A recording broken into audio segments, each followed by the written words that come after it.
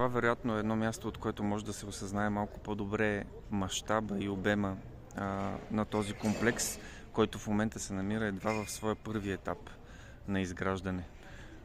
Около нас, около мен тук може да видите както от редовите къщи, така и от еднофамилните къщи там в далечината,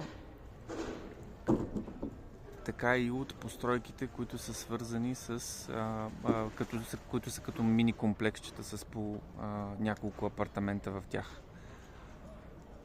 Както виждате, мащабът е огромен и другото, което виждате, е, че се работи по всяко време, независимо колко са тежки условията.